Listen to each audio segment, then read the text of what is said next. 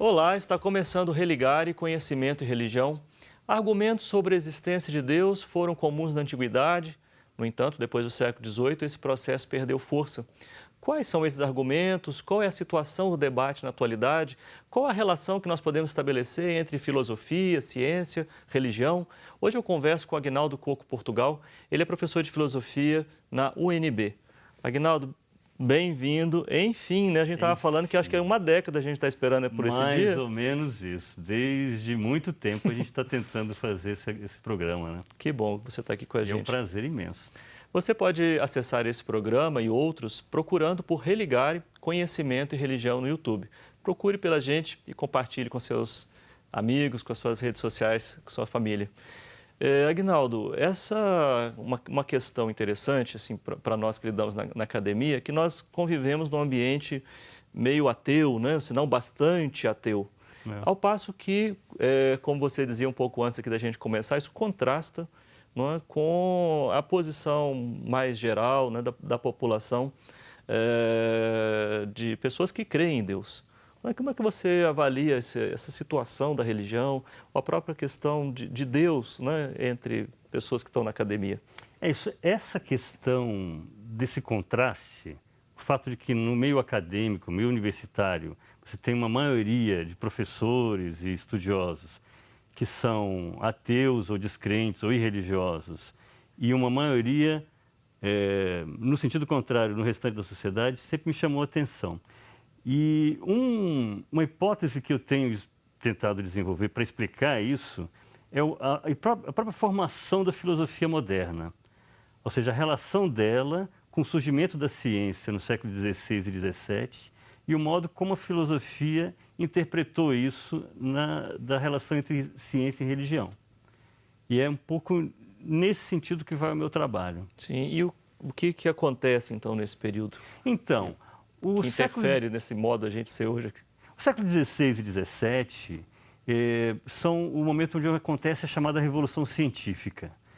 O Galileu, Copérnico, Newton, Kepler, eles dão origem a uma nova maneira de fazer ciência da natureza.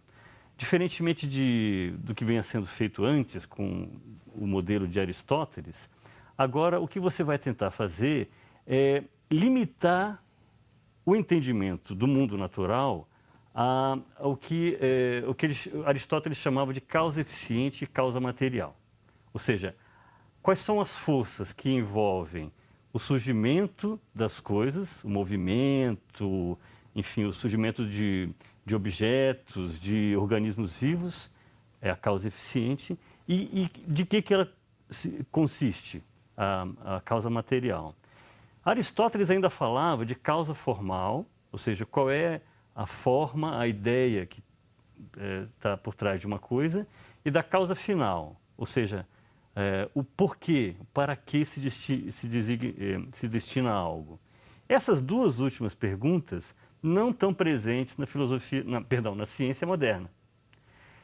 E não estando presentes, na verdade, o que a ciência moderna conseguiu fazer é aprofundar o conhecimento restringindo. Então, quando você restringe, você consegue ir mais longe.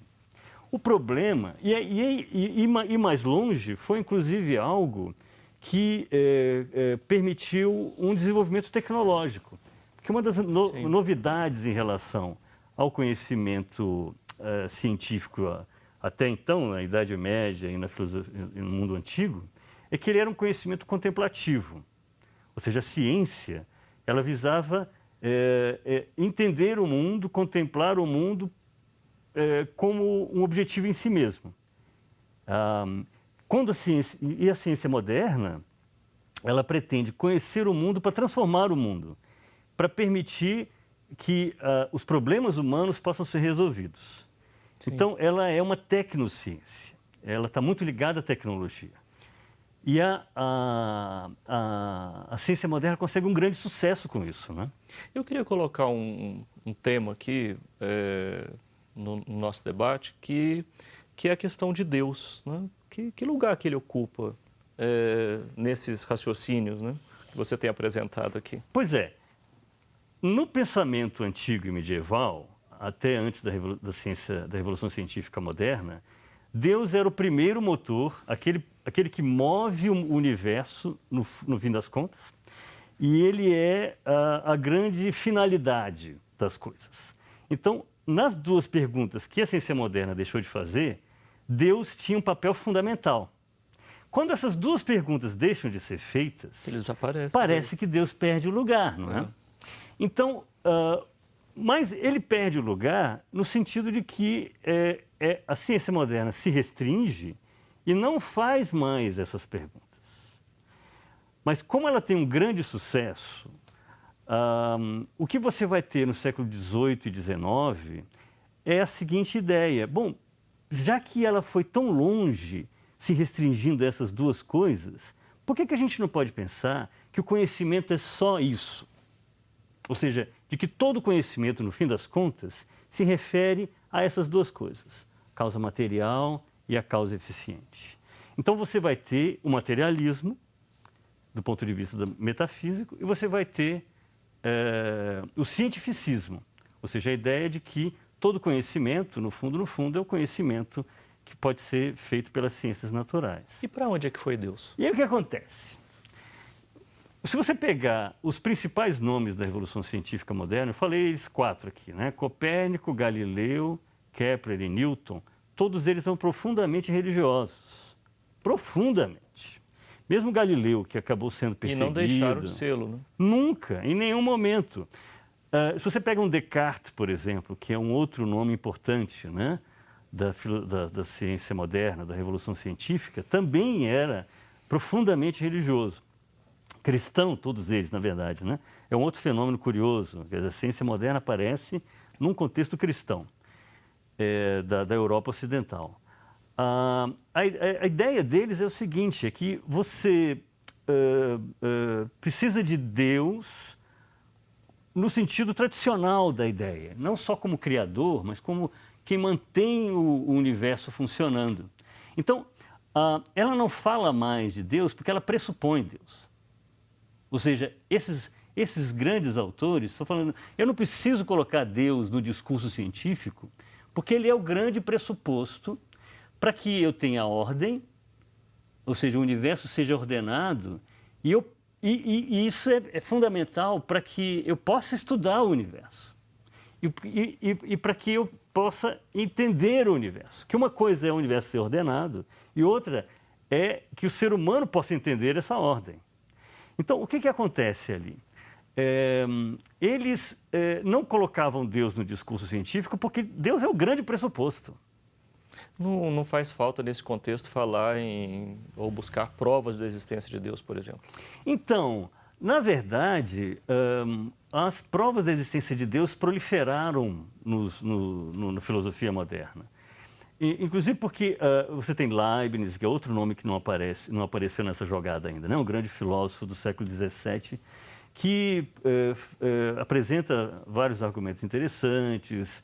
Quer dizer, o que você vai ter aí é a ideia de que a razão argumentativa, apresentar argumentos racionais em favor da tese de que Deus existe, era algo, como você falou no comecinho, né, que vem desde a antiguidade e que continua se colocando na Revolução Científica do século XVI e XVII. O que você vai ter no século XVIII é que, em vista desse sucesso da tecnociência, esses dois pensadores principalmente, Hume e Kant, vão pensar, mas a gente talvez não... já que a ciência tem esse sucesso todo, a gente talvez não tenha lugar para Deus na razão argumentativa, na razão que conhece o mundo. Qual fica sendo esse lugar, então? Então, para Hume, o lugar de Deus é meramente afetivo, ou seja, meramente subjetivo. A religião é uma questão de foro íntimo, ela tem a ver com emoção, mas não tem a ver com razão. Isso não está bastante difundido nos dias atuais? Isso acabou tendo uma influência imensa. Depois a gente podia voltar nesse ponto. Mas Com você ia certeza. falar de Kant também, né? Kant vai dizer que Deus e a religião têm um lugar na ética, que ele chama de razão prática, né? Ou seja, naquela razão que fundamenta o modo correto, o modo aceitável de agir. Então, a fundamentação da moral para Kant é que tem lugar para Deus. Mas ele vai dizer, na razão argumentativa, aquela que conhece, não tem lugar para Deus, porque essa exige um conteúdo da experiência, e o conteúdo da experiência, enfim, Deus não é acessível à experiência, né? E esse também é o principal argumento do Hume. Sim. Ou seja, Deus está fora do limite do que a gente pode conhecer pelos sentidos. Sim. Bom, acho que a gente tem que desenvolver um pouco mais essa questão, mas acho que seria melhor a gente ter mais tempo para isso. Então, eu vou chamar um intervalo e a gente continua a partir desse ponto aqui, Aguinaldo. Hoje nós estamos falando sobre filosofia da religião, no fundo é isso que é o tema do nosso Religare, e está conosco o professor Aguinaldo Portugal. Ele é professor da UNB, nós vamos fazer um breve intervalo e voltamos já.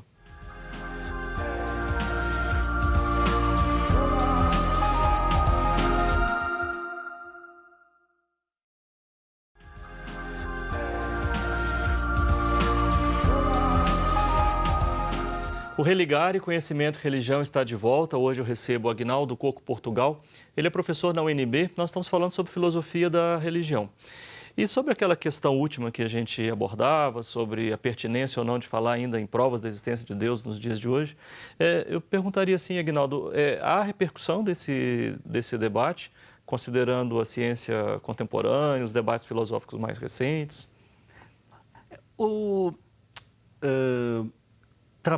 As críticas de Kant e Hume aos argumentos sobre a existência de Deus no século XVIII tiveram uma influência enorme.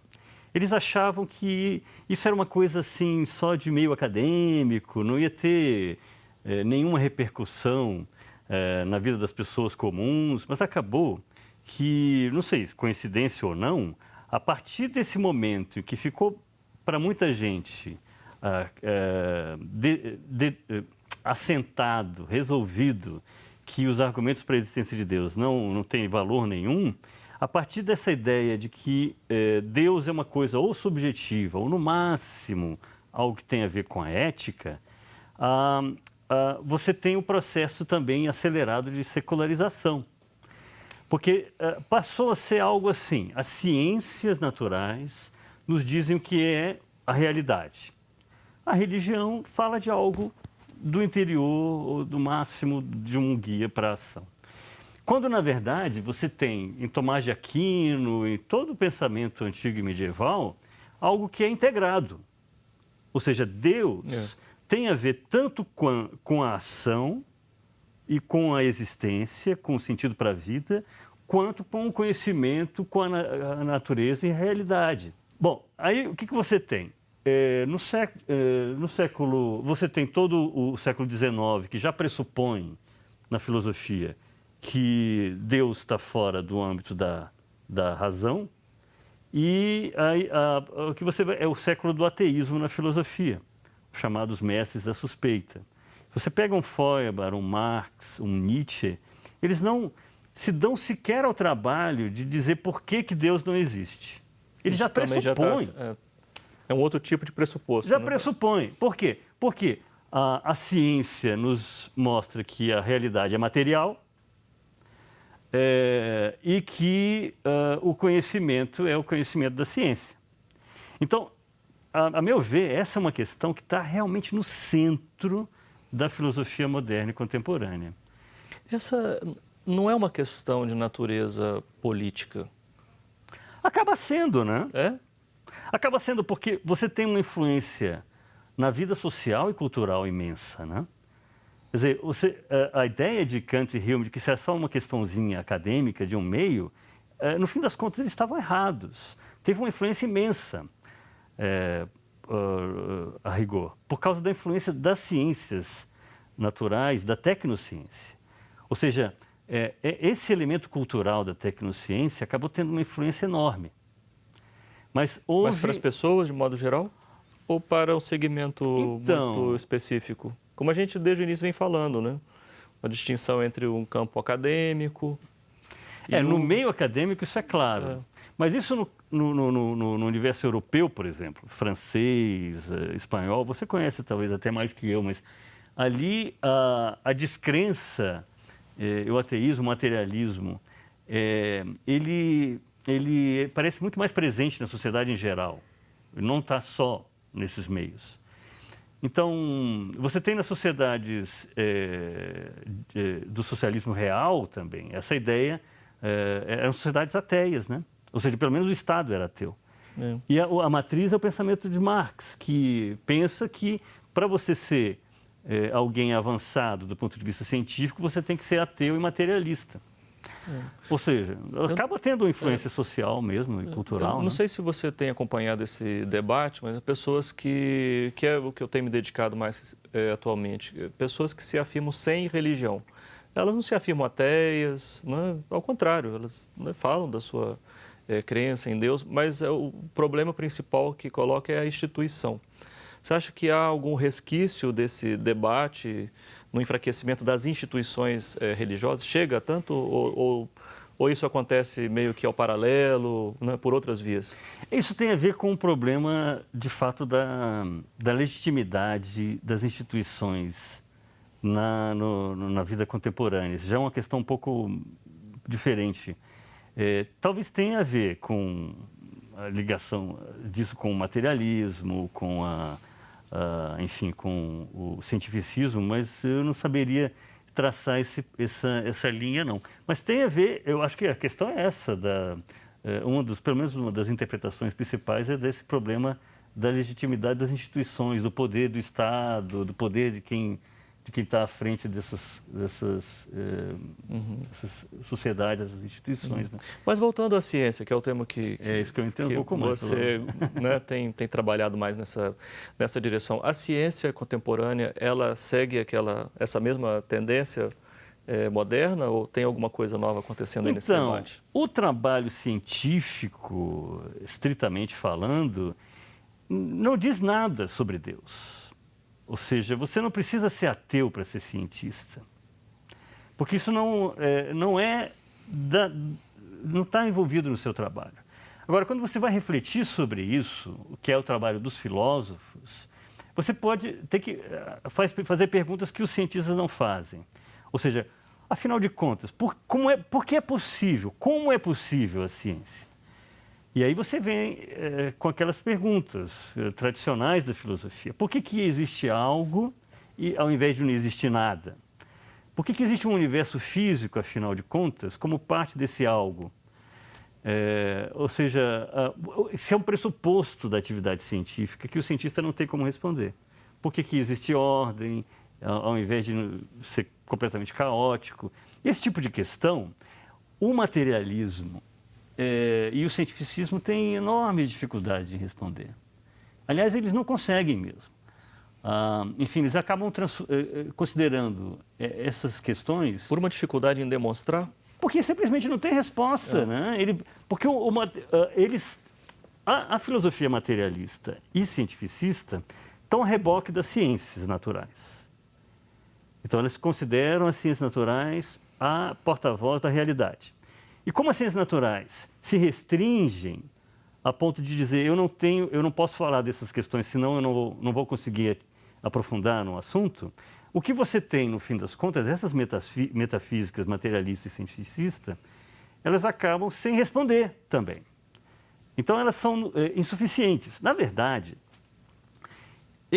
o debate contemporâneo diz que não só elas são insuficientes, mas elas são, na verdade, autocontraditórias. Porque quando você tem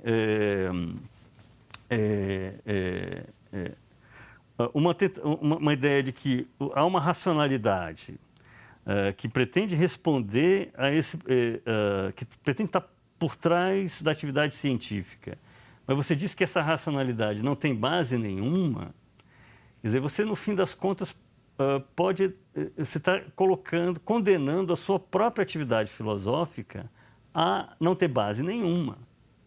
Não sei se fiquei claro, Mas eu posso tentar, enfim, se você achar que é o caso, né, de aprofundar um pouco mais nesse assunto. Sim, porque no final das contas a questão é sobre a lei, sobre a ordem, sobre o fundamento que a gente não pode abrir mão para seguir pensando o mundo, não? Se você pensar bem, o materialismo é sempre uma coisa difícil de dizer o que é a matéria, afinal de contas. A química nos diz os componentes principais das matérias são os elementos químicos. Só que aí a resposta da química pressupõe essa limitação que eu falei aqui. Então, o que a química vai dizer é o seguinte: os constituintes materiais do universo físico são esses, fundamentalmente. Uma coisa é você dizer isso, outra coisa é você dizer a realidade é toda essa. O materialismo diz que a realidade é só a matéria. Acontece que a pergunta mais óbvia que aparece é a seguinte: isso que você está dizendo, essa ideia, essa teoria, ela é material? Claro que não, né? O materialismo não é material.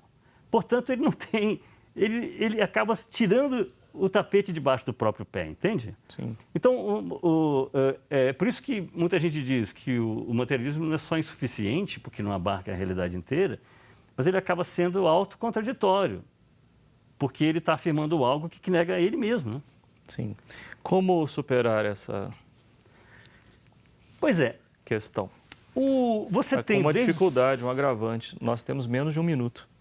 Nós temos, desde os anos 70, todo um trabalho de retomada dessa discussão, ou seja, de dizer que ciência e religião não têm que necessariamente ser vistas como antagônicas, que Deus ainda tem um lugar dentro da filosofia, ele é uma tese que é possível explorar e que pode ser, inclusive, como Galileu, Newton, Kepler pensaram, um fundamento metafísico para a atividade científica. Sim. Eu sei que muita gente está fazendo hoje, na filosofia, chamada filosofia analítica da religião, né?